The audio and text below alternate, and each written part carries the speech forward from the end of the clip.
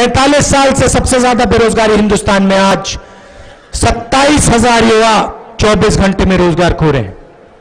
नोटबंदी, गब्बर सिंह टैक्स ने हिंदुस्तान की इकोनॉमी को, अर्थव्यवस्था को नष्ट कर दिया। दूसरी तरफ मंदसौर में ही देश को बताएंगे कि मैं आम को इस प्रकार से खाता हूं। मैं पेड़ पे चढ़कर आम खाता हूं और आम को इस प्रकार से छीलता हूं। फिर नरेंद्र मोदी जी कहते, देखो मेरा कुर्ता देखो, मैंने कुर्ते के स्लीव को काटा। आइडिया आया, कुर्ते के स्लीव को काटा क्योंकि मैं सूटकेस में जगह बनाना चाहता था। वाह! कहते हैं वायुसेना के लोग बैठे थे,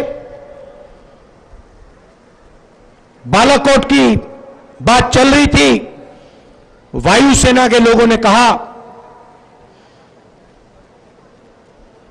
कि बॉम्बिंग करनी है। मेरे पास आए, कहते हैं मौसम खराब है। नरेंद्र मोदी जी कहते हैं, एयरफोर्स के अफसरों से कहते हैं, एयर चीफ से कहते हैं, फायदा होगा। बादल में, आंधी में, तूफान में रेडार हवाई जहाज को नहीं देख पाएगा। अच्छा नरेंद्र मोदी जी, जब हिंदुस्तान में बारिश आती है, तूफान आता है, तो फिर क्या पूरे हवाई जहाज रेडार से गायब हो जाते हैं क्या? फिर कहेंगे नरेंद्र मोदी की सेना, हिंदुस्तान के खून पसीने की सेना नहीं, शहीदों की सेना नहीं। यहां सीआरपीएफ का सेंटर है, उनकी सेना नहीं। नहीं, सेना तो नरेंद्र मोदी की है और किसी की नहीं है। इस देश में सिर्फ एक व्यक्ति बात समझता है, नरेंद्र मोदी जी। आपने आम खाना सिखा दिया, आपने कुत्ता काटना सिखा दिया। अब आप देश को यह बताइए कि पिछले 5 सालों में आपने हिंदुस्तान के करोड़ों बेरोजगार युवाओं के लिए क्या किया। आप यह समझा दीजिए कि आपने यहां मंदसौर में आके आपने कहा कि मैं किसानों के साथ खड़ा हूं, मगर जब मंदसौर में किसानों पर आपकी पुलिस ने गोली चलाई तो आप नहीं खड़े दिखे थे। जब मध्य प्रदेश, छत्तीसगढ़, राजस्थान के किसानों ने आपसे पूछा हमारा कर्जा माफ कीजिए, आपने कहा नहीं, मैं सिर्फ अनिल अंबानी, नीरव मोदी, मेहुल चोकसी जैसे चोरों का कर्जा माफ करता हूं। मैं मंदसौर के किसान का कर्जा माफ नहीं करूंगा, मेरी पॉलिसी नहीं है। करवाना है तो कांग्रेस पार्टी से करवाइए। हमने सुन लिया, हमने कर दिया। चीफ मिनिस्टर कहते हैं, मध्य प्रदेश के चीफ मिनिस्टर कहते हैं कांग्रेस पार्टी झूठ बोलती है।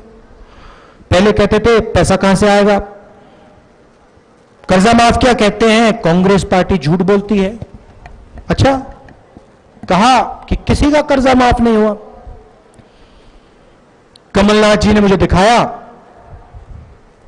सेल फोन पे दिखाया, शिवराज चौहान जी के 2 परिवार के लोगों का। दिखाइए कमलनाथ जी, दिखा दीजिए। ये देखिए, ये देखिए, रोहित सिंह जी, निरंजन सिंह जी, ये देख लीजिए शिवराज चौहान जी, ये आपके परिवार के लोगों का कर्जा माफ कांग्रेस पार्टी ने किया। देख लीजिए, ये देख लीजिए, ये आपके रिश्तेदारों के सिग्नेचर है, ये फॉर्म है। चौकीदार चोर है और जहां जाता है झूठ बोलता है।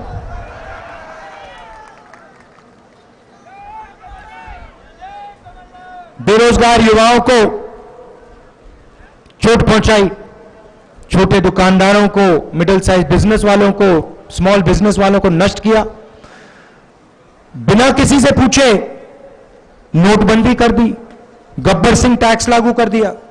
आप किसी भी दुकानदार से पूछो, किसी भी दुकानदार से पूछो, कट्टर बीजेपी वाले व्यक्ति से पूछो, भैया एक बात बताओ, नोटबंदी से आपका फायदा हुआ या नुकसान? और सबके सब आपको कहेंगे हां, नरेंद्र मोदी ने आम खाना सिखा दिया, मगर नोटबंदी के बारे में नरेंद्र मोदी कुछ नहीं समझा।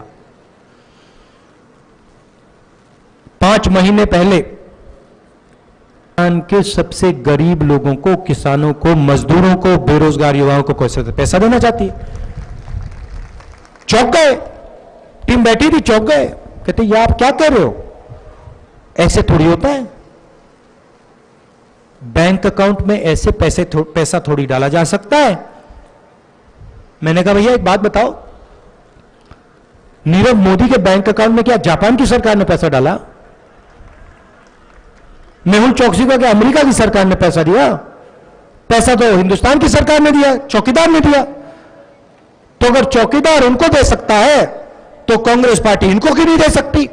चुप हो गए। मैंने उनसे कहा देखिए आप एक काम कीजिए, पता लगाइए, नुकसान नहीं करना, छोटे दुकानदारों का, मध्यम वर्ग का, बिजनेस वालों का नुकसान नहीं करना, मगर पता लगाइए। अगर आप मुझे कहोगे कि हम 1 रुपया नहीं दे सकते, हम 1 रुपया नहीं देंगे। अगर आप कहोगे कि 100 रुपए दे जा सकते हैं तो हम 100 रुपए देंगे, नुकसान नहीं करेंगे किसी का। फिर मुझसे पूछते हैं कितने लोगों को देना चाहते हैं आप? झिझक के बोला मैंने कहा 25 करोड़ लोगों को देना चाहता हूं। राहुल जी आप क्या बोल रहे हो, ऐसे थोड़ी होता है, 25 करोड़ लोगों को सरकार पैसा थोड़ी दे सकती है, 5 करोड़ परिवारों को थोड़ी दिया जा सकता है। ठीक है आप 10,000, 50,000, 1 लाख, 10 लाख लोगों की बात करो, मगर 25 करोड़ कैसे दिया जा सकता है? मैंने कहा पता लगाइए ना, पता लगाइए फिर बता देना। आपके पास 6 महीने है, करिए। गए, वापस आए, कुछ ही दिन पहले मैनिफेस्टो बन रहा था, चिदंबरम जी ने कागज पे एक नंबर लिखा, भैया पेन देना मुझे, कागज पे नंबर लिखा ऐसे,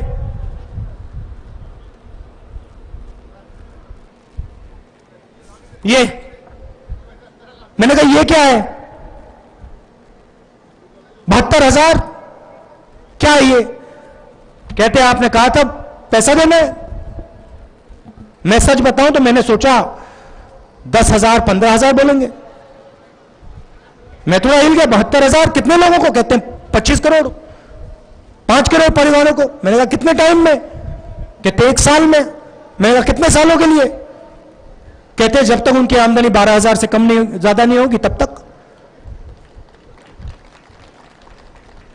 फिर मैं थोड़ा घबराया, मैंने कहा भाई इससे नुकसान तो नहीं होगा? इतना पैसा 72,000 रुपए 5 करोड़ परिवारों को, यह आपने कोई गलती तो नहीं की? 6,000 रुपए महीने के 5 करोड़ लोगों को, कहते गलती नहीं की? मैंने कहा पक्का? कहते हैं हाँ।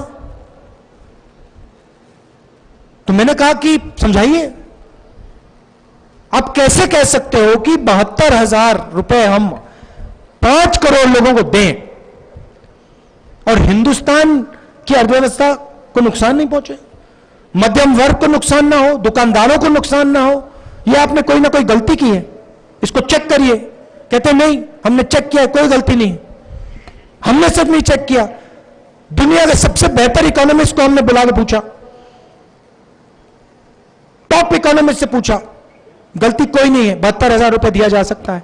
मैंने कहा समझाइए। कहते देखिए राहुल जी, नरेंद्र मोदी ने नोटबंदी की, गब्बर सिंह टैक्स लागू किया, जो हिंदुस्तान की जनता के पास पैसा था, जो हिंदुस्तान की शक्ति है, स्ट्रेंथ है, उसको नरेंद्र मोदी ने हिंदुस्तान की जनता से छीनकर बैंक में डाल दिया। जैसे ही नरेंद्र मोदी ने पैसा निकाला, युवाओं के जेब से, किसानों के जेब से, मजदूरों के जेब से, माताओं बहनों के जेब से, वैसे ही इन लोगों ने माल खरीदना बंद किया। पैसा ही नहीं था, क्या खरीदेंगे? जूता, कुर्ता, शर्ट, फोन खरीदना बंद हो गया। जैसे ही खरीदना बंद हुआ, दुकानें बंद हो गई, माल बिकना बंद हुआ। दुकानदारों ने कहा भैया कुछ बिक नहीं रहा है, ये तो कोई खरीद नहीं रहा, ने नोटबंदी, गब्बर सिंह टैक्स में पैसा निकाल लिया। फिर फैक्ट्री के मालिकों ने कहा देखो भाई, उधर कुछ बिक नहीं रहा, दुकानों में कुछ नहीं बिक रहा, लोगों के पास पैसा नहीं है, नरेंद्र मोदी ने निकाल दिया, अनिल अंबानी को दे दिया। युवाओं को बुलाया, कहा इधर आओ। युवा कहते क्या, चलो चलो हटो यहां से, तुम्हारी कोई जरूरत नहीं, हम तो फैक्ट्री बंद करने, कुछ माल नहीं बिक रहा, हम बनाए क्यों?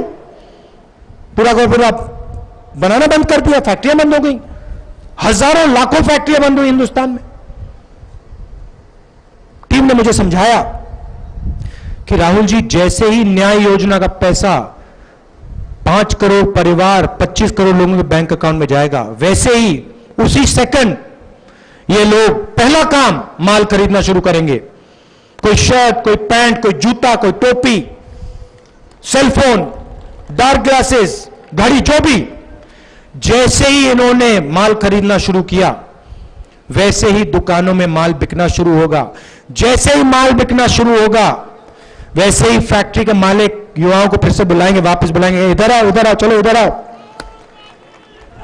युवा कहेंगे क्या हुआ? कहेंगे भैया फैक्ट्री चालू करनी है, उधर माल बिकना शुरू हो गया, न्याय योजना ने हिंदुस्तान की अर्थव्यवस्था स्टार्ट कर दी है, चालू हो गया सबका सब, चलो रोजगार लो। और लाखों करोड़ युवाओं को रोजगार मिलेगा, दुकानदारों को फायदा होगा, छोटे बिजनेस वालों को, मिडिल साइज बिजनेस वालों को, फैक्ट्रियों के मालिक को फायदा होगा। न्याय योजना राहुल जी सिर्फ गरीबों की मदद नहीं करेगी, न्याय योजना हिंदुस्तान की अर्थव्यवस्था को जंप स्टार्ट करने का तरीका है। राहुल जी सुनिए, राहुल जी, न्याय योजना के बिना हिंदुस्तान की अर्थव्यवस्था चालू ही नहीं हो सकती है, यह हमें करना ही पड़ेगा, यह ऑप्शन नहीं है राहुल जी, यह करना ही पड़ेगा। मैंने कहा बहुत बढ़िया भाइयों और बहनों, 72,000 रुपए साल के, 6,000 रुपए महीने के, 3,60,000 रुपए 5 साल के, 5 करोड़ परिवारों को, 25 करोड़ लोगों को दिया जाएगा, कांग्रेस पार्टी देगी। इसको हमने न्याय योजना नाम इसलिए दिया है क्योंकि ये नोटबंदी, गब्बर सिंह टैक्स और 5,55,000 करोड़ रुपए का जो अन्याय हुआ था, उसको ठीक करने की योजना है, न्याय योजना इसको नाम दिया है।